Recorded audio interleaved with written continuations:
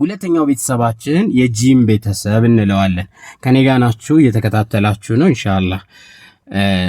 መጽሐፋችሁ ላይም እንዲሁም ከኡስታዝ ከምትማሩት በተጨማሪ ቪዲዮም እየተላከላችሁ ነው አይደለ? ይሄ ቪዲዮ ምናልባት በግል ለሚማሩት ነው አክቹአሊ። እሺ እዚህ ጋር እንቀጥላለን። ሁለተኛው ቤተሰባችን የጂም ቤተሰብ ነው። እንደምታዩት ጭንቅላቱ የወፍ ጭንቅላት ቅርጽ ይመስላል። ጂም ሐ ምንም ነጥብ ስለሌለው ከላይ ነጥብ ቢኖረው ኻ ነው። የኔ ጽሑፍ ግልጽ ካልሆነ እዚህ ጋር እንየው።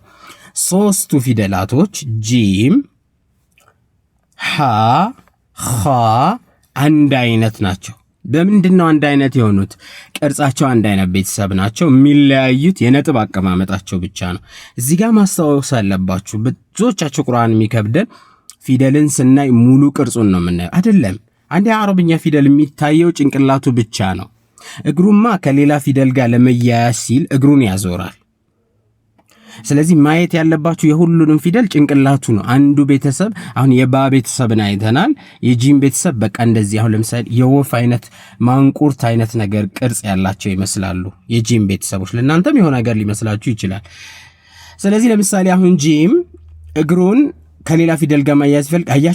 አያችሁት? እንደዚህ የነበረውን ቅርጹን እግሩን ወደፊት ዘረጋ። ስለዚህ ቁርአን ላይ ሲመጣ የምታገኙት በዚህ መንገድ ነው። ለምሳሌ እኔ አሁን እዚህ ጋር ላምን ብቀጥል ጂምና ላም ሆነ።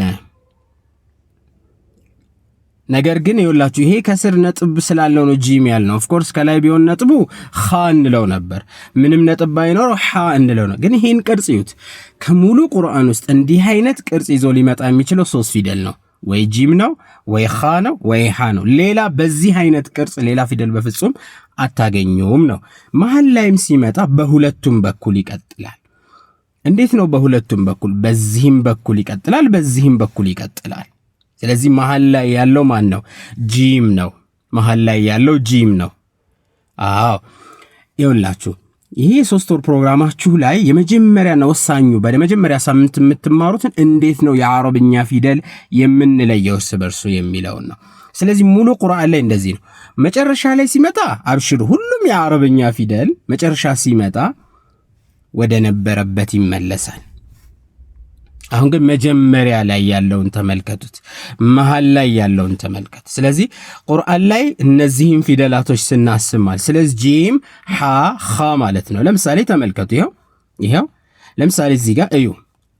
አያችሁት? እንዲህ አይነት ቅርጽ ይዞ ሊመጣ የሚችለው ወይ ጂም ነው፣ ወይ ሐ ነው፣ ወይ ኻ ነው ማለት ነው። ተግባብተናል? ስለዚህ ጂም ሐ ኻ በቃ ሌላ ታሪክ የለውም ማለት ነው። በእንዲህ አይነት ቅርጽ ሌላ ፊደል ሊመጣ አይችልም። ስለዚህ ይኸውላችሁ እንዲህ አይነት ቅርጽ መሆኑን ካያችሁ በኋላ መጀመሪያ የጂም ቤተሰብ የሚለውን ትለዩትና ከዛ በኋላ ነጥቡን አይታችሁ ይሄ ኻ ነው ትላላችሁ። ምክንያቱም ከላይ ከሆነ ኸዲጃ፣ ምንም ነጥብ ከሌለው ሐናን፣ ከስር ከሆነ ነጥብ ያለው ጀሚላ፣ ጀነት፣ ጀማል እንላለን ማለት። ስለዚህ ሁለተኛው ቤተሰባችን ማን ነው? የጂም ቤተሰብ ነው። 3 ፊደል አለው። ወደ ቀጣዩ መሄድ እንችላለን።